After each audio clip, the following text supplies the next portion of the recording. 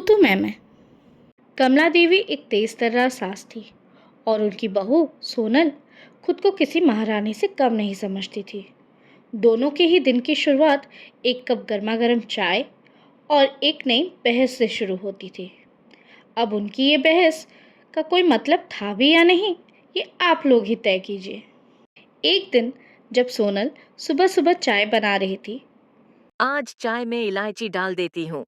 चाय बना के सोनल उसे बाहर ले आई, जहाँ कमला देवी बैठे बैठे चिल्ला रही थी। सोनल बहू, चाय बना रही हो या चाय पत्ती उगाने बैठ गई? जो इतनी देर हो रही है, आज ही चाय मिलेगी ना? उफ, माँ जी, क्यों चिल्ला रही हो आप? ये लीजिए आपकी चाय। चाय बनाने में थोड़ा तो वक्त लगेगा ना। कमला देवी चाय का पहला घूंट पीते ही, ये कैसी चाय है? चाय या हलवा बनाया है? चाय में इलायची क्यों डाली? अदरक कहाँ है? सोनल मुस्कुराते हुए बोली, अदरक तो किचन में है माँ जी। है ना, तो डाला क्यों नहीं? क्योंकि आज कुछ नया ट्राई करना था। कौन सी मूवी से सीखा ये रेसिपी? तुम्हें पता है ना, मुझे इलायची डालना पसंद नहीं। पर मुझे तो पसंद है ना। और माँ जी, आज कल यही ट्रेंड है। सोशल मीडिया पर सब यही पी रहे हैं। उफ बहू, मुझे सोशल चिड़िया नहीं, अदरक वाली चाय चाहिए। चिढ़िया नहीं माँ जी, मीडिया। हाँ हाँ वही। जब देखो वही करती हो जो मुझे पसंद नहीं। आपको क्या लगता है ये बहस इतने में ही बंद हो गई?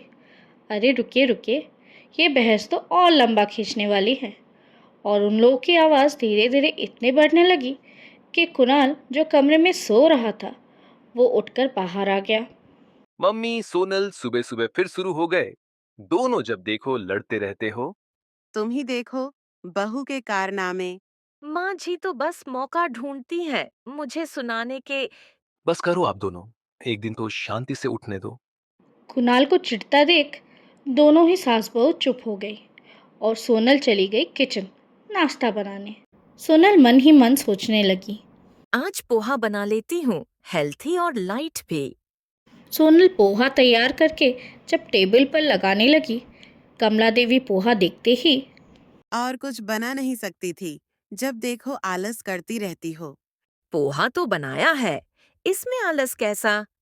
पोहा अपने आप तो बनेगा नहीं। ओहो, आप दोनों कुछ देर के लिए चुप नहीं रह सकते? पर वो दोनों कहाँ सुनते थे, तो आदत से मजबूर।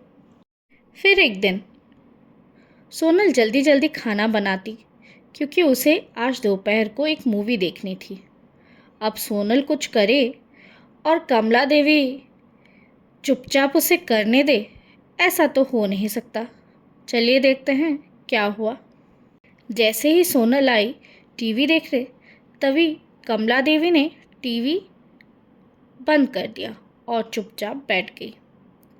सोनल जैसे ही पहुंची, टीवी का रिमोट गायब। माँ जी, रिमोट कहाँ है? अब आप लोग ही समझ लीजिए किसने गायब किया होगा और क्यों। कमला देवी मानो जैसे कुछ नहीं जानती। पता नहीं, कब से मैं भी ढूंढ रही हूँ। क्या माँ जी, अभी तो आप देख रही थी। हाँ, लेकिन अब भी रिमोट नहीं मिल रहा है और टीवी भी देखो बंद हो गया। अपने आप बंद हो गया। हाँ, लगता है टीवी खुद संन्यास ले लिया। और ऐसे ही उन दोनों की तू मैं फिर से शुरू हो गई। आधे घंटे से ऊपर लड़ने के बाद दोनों अपने अपने कमरे में चले गए। फिर एक दिन दोनों की बहस शुरू हुई सब्जियों को लेकर। दोनों ही अपने अपने पसंद की सब्जियां बनाने की जिद करने लगे। दोनों ही सब्जी मंडी गई। कमला देवी टमाटर छांटने लगी और वही सोनल बड़ी बड़ी मिर्चियाँ। ये मिर्ची तीखी तो होगी ना? तभी कमला देवी झट से बोल पड़ी, तुझे क्या जरूरत है छांटने की? तू तो ऐसी बहू है जो मिर्ची से भी ज्यादा तीखी है। आप भी कुछ कम नहीं हो माँ जी, थोड़ी शक्कर खाया कीजिए, शायद मीठा बोल दो। ऐसे ही तू मैं बढ़ने लगी और सब्जी वाला परेशान। अरे आप दोनों चुप हो जाओ। इनकी बहस देख कुणाल भी वहां आ गया। अब दोनों उन्हें चुप करवाने लगे, पर वो दोनों कहाँ सुनने वाली थी। फिर सब्जी वाला बोला, अरे चुप हो जाओ आप दोनों। आप दोनों ही जाओ यहाँ से।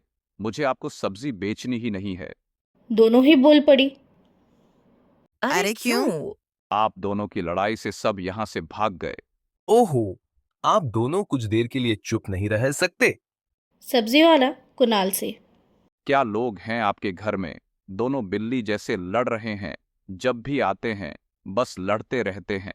ये सुनते ही सोनल बोली। क्या कहा आपने? बिल्ली? आपकी हिम्मत कैसे हुई मेरी माँ जी को बिल्ली कहने की? सही कहा आपने। आप ही लड़ती रहते हो अपनी सास से। ये नहीं कि चुप हो जाओ। कमला देवी तुरंत बोल पड़ी। तुम होते कौन हो मेरी बहू से ये सब बोलने वाले? कमला देवी और सोनल दोनों को एक दूसरे के लिए बोलता देख कुणाल और सब्जी वाला दोनों ही चौंक गए। जब आप दोनों एक दूसरे के लिए इतना सोचते हो कि कोई भी आपके बारे में कुछ बोले तो आप लड़ने लग जाते हो, तो आप दोनों एक दूसरे से इतना लड़ते क्यों हो? वो तू नहीं समझेगा बेटा। सही कहा आपने माँ जी। और ये बोल के दोनों हंसते हंसते घर चले गए और कुणाल ने सर पर हाथ रख दिया।